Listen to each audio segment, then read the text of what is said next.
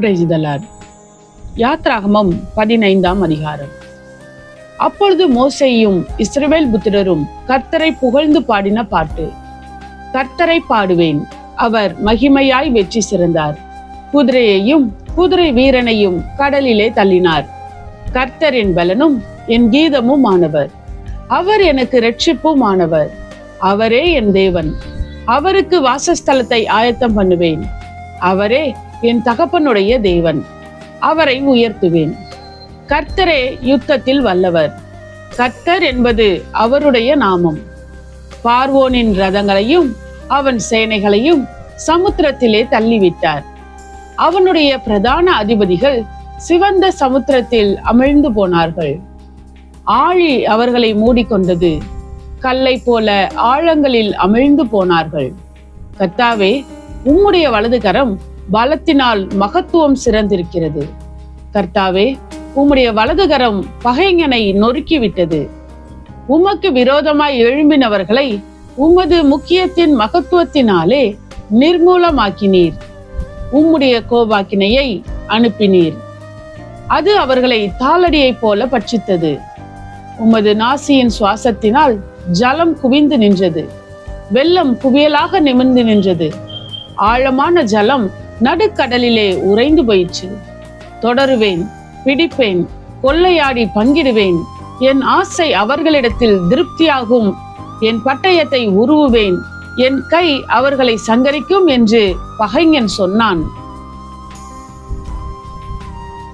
உம்முடைய காற்றை வீச பண்ணினீர். கடல் அவர்களை மூடிக்கொண்டது. திரளான தண்ணீர்களில் ஈயம் போல அமிழ்ந்து போனார்கள். கர்த்தாவே, தேவர்களில் உமக்கு ஒப்பானவர் யார்? பரிசுத்தத்தில் மகத்துவமுள்ளவரும் துதிகளில் பயப்படத்தக்கவரும் அற்புதங்களை செய்கிறவருமாகிய உமக்கு ஒப்பானவர் யார்? நீர் உமது வலது கரத்தை நீட்டினீர். பூமி அவர்களை விழுங்கி போட்டது. நீர் மீட்டு கொண்ட இந்த ஜனங்களை உமது கிருபையினாலே அழைத்து வந்தீர். உம்முடைய பரிசுத்த வாசஸ்தலத்துக்கு நேராக அவர்களை உமது பலத்தினால் வழி நடத்தினீர். ஜனங்கள் அதை கேட்டு தத்தளிப்பார்கள். பெலிஸ்தியாவின் குடிகளை திகில் பிடிக்கும். ஏதோமின் பிரபுக்கள் கலங்குவார்கள். மோவாபின் பராக்கிரமசாலிகளை நடுக்கம் பிடிக்கும். கானானின் குடிகள் யாவரும் கரைந்து போவார்கள். பயமும் திகிலும் அவர்கள் மேல் விழும். கர்த்தாவே, உமது ஜனங்கள் கடந்து போகும் வரையும், நீர் மீட்ட ஜனங்களே கடந்து போகும் வரையும் அவர்கள் உம்முடைய புயத்தின் மகத்துவத்தினால் கல்லை போல அசைவற்றிருப்பார்கள். நீர் அவர்களை கொண்டு போய் கர்த்தராகிய தேவரீர் வாசம் பண்ணுகிறதற்கு நியமித்த ஸ்தானமாகிய உம்முடைய சுதந்திரத்தின் பர்வதத்திலும் ஆண்டவராகிய தேவரீருடைய கரங்கள் ஸ்தாபித்த பரிசுத்த ஸ்தலத்திலும் அவர்களை நாட்டுவீர். கர்த்தர் சதா காலங்களாகிய என்றென்றைக்கும் ராஜரீகம் பண்ணுவார். பார்வோனின் குதிரைகள் அவனுடைய ரதங்களோடும் குதிரை வீரரோடும் சமுத்திரத்தில் பிரவேசித்தது. கர்த்தர் சமுத்திரத்தின் ஜலத்தை அவர்கள் மேல் திரும்ப பண்ணினார். இஸ்ரவேல் புத்திரரோ சமுத்திரத்தின் நடுவே வெட்டாந்தரையிலே நடந்து போனார்கள் என்று பாடினார்கள். ஆரோனின் சகோதரியாகிய மிரியாம் என்னும் தீர்க்கதரிசி ஆனவளும் தன் கையிலே தம்புரை எடுத்துக்கொண்டாள்.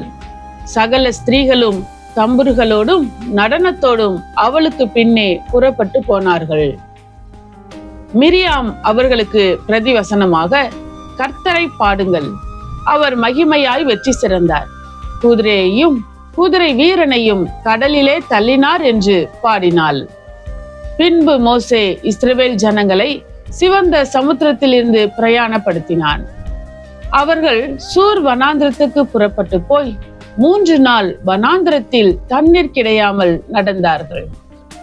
அவர்கள் மாராவிலே வந்தபோது மாராவின் தண்ணீர் கசப்பாய் இருந்ததினால் அதை குடிக்க அவர்களுக்கு கூடாதிருந்தது. அதனால் அவ்விடத்துக்கு மாரா என்று பெயரிடப்பட்டது. அப்பொழுது ஜனங்கள் மோசேக்கு விரோதமாய் முறுமுறுத்து, எண்ணத்தை குடிப்போம் என்றார்கள். மோசே கர்த்தரை நோக்கி கூப்பிட்டான். அப்பொழுது கர்த்தர் மோசேக்கு ஒரு மரத்தை காண்பித்தார். அதை அவன் தண்ணீரில் போட்ட உடனே அது மதுரமான தண்ணீர் ஆயிற்று.